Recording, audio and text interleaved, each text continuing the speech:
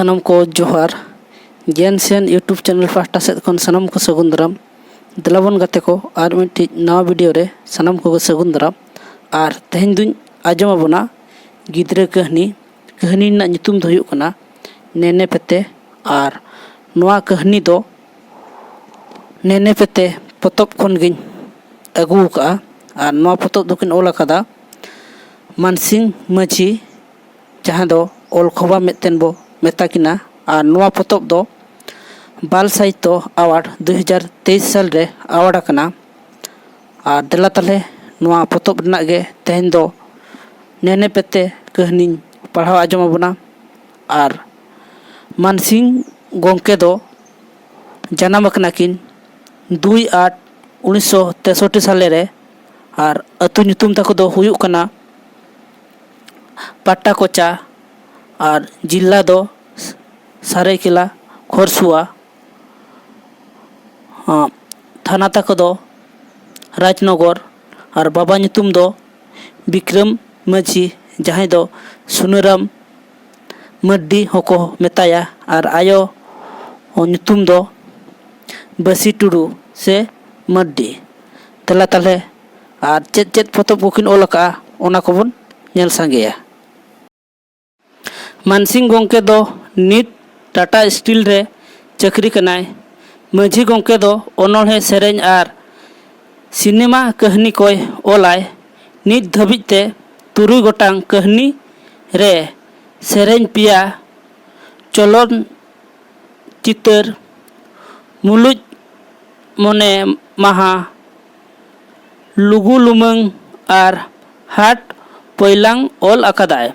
पतब लेकाते दो रहला रिमिल दानांग खन ओनोहे पतब आरे कहनी खाटो कहनी पतब गामांग पुथी साकाम ओलेज और नवा गिद्रा कहनी पतब नेने पेते पार्सल सदर एना और नुई गोंके दो 2023 साल रेना जहाँ बाल साहित्य अवार्ड तिकिन मनकना तेला तले सनम को अरदास नवा वीडियो एतहब खन मुचाद धाबी नेल ताबन पे एनखान कहनी रे चेद सिबिल सलम मेना ओना कोबन बाडाय दाड़ेया और जस्ती बाबन बिलोमा तेला तले कहनी बन एतहब उतर लगे और जहाँ को जुदी नवा चैनल पुलु बन नेलया उनको कोटेद अरदास चैनल बो सब्सक्राइब मा ओना साउते बेल आइकन से घंटी बन दबामा एनखान आपेठेद अडी लगन नोटिफिकेशन सेटेरो और इन्या वीडियो बन नेल दाड़ेया।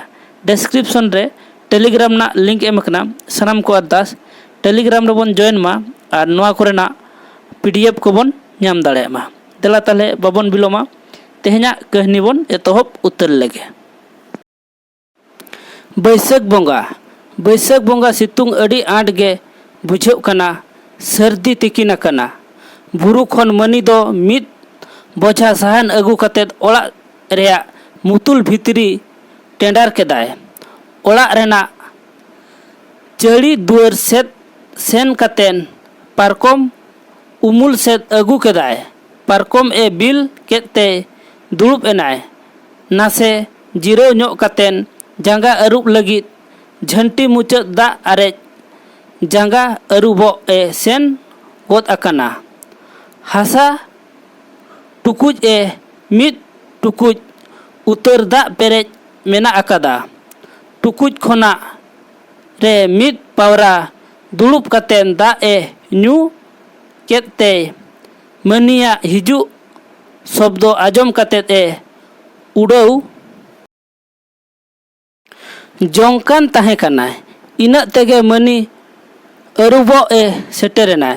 रफल लोटाते मिद लोटा दा भुरक कतेन जांगाय अरुबो कना। अरुब उंगुत खन बेरेत खने नेलाय बाड़गे रेया अटालते डर को अचूर कना। अकाल दारे लातार कोम्हेल आते उमुल कना। ओना उमुल रे लातार टोला चेतान टोला रिन गिद्रा को जावरा कना। ओड़ा दुआर को बेनाव अकादा। संगिन खन मनी कोयो हपी कतेन उहेरो कनाय मासे गिद्रा तिनी नपाय को नेलो कना। आको सुमुंग एकला एनेज तेको नेहाल अकाना। उनकुआ ओड़ा दुआर बेनाव नेल कातेन आज आजते मनी मोने रे अड़ी कुसी बुझाव केदाय। आदो मनी आरहों सुर न्यो सेन कातेन नेलेत कोआय कोयो हपी अकात कोआय अड़ी नपाय अड़ी चेहरा अचूर बिहुर गुलर ते ओड़ा को बेनाव अकादा। दाका पिंड चेतान रे मिट ठिली दाग को दोड़म अकादा। उन रे मनी मेन गोद केदाय ए बिटी देसे मिट गिलास गान दा इमन पे इन अड़ी आट तेतांग अकादिन्या। उन को एनेज कान गिद्रा सानाम मनी सेत को कोयो केदा।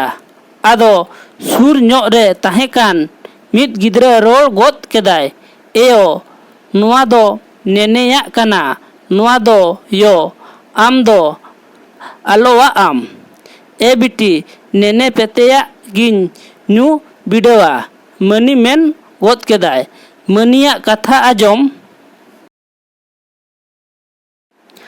कते जतो गिद्रा को पोयो कते को लांदाया।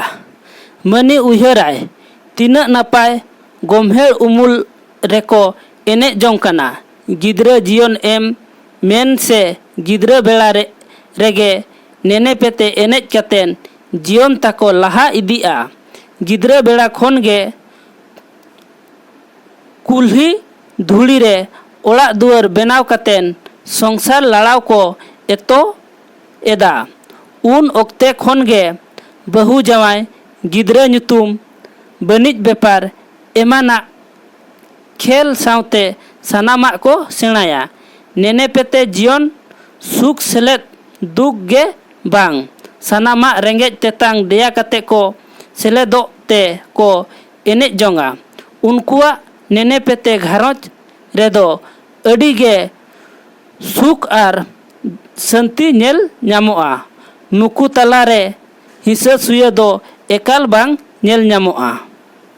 पालेन ओना चेका मुलुज चांदो नेल कातेन जावगे को चेदा हाड़ाम खोनिन कोड़ा रुआर को मा से बूढ़ी खोनिन कुड़ी रुआर को मा ओना कथा को दिशा कते गे मनिया मेद हावरे आयमा रस्के रसा सिबिल बालांग पोटेल रकाब एना।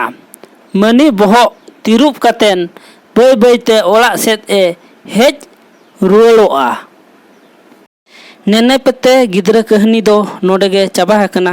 कहानी आजम कते चेद लका बन बुझाव केआ ओना दो सनम कोगे कमेंट दारायते लय ताबन पे और वीडियो बन लाइक मा ओना सावते चैनल हबन सब्सक्राइब मा और बेल आइकन से घंटी हबन दावा मा एनखान आपे ठेद अडी लगन नोटिफिकेशन सेटेरोआ और इᱧᱟᱜ वीडियो बन नेल दाड़ेया।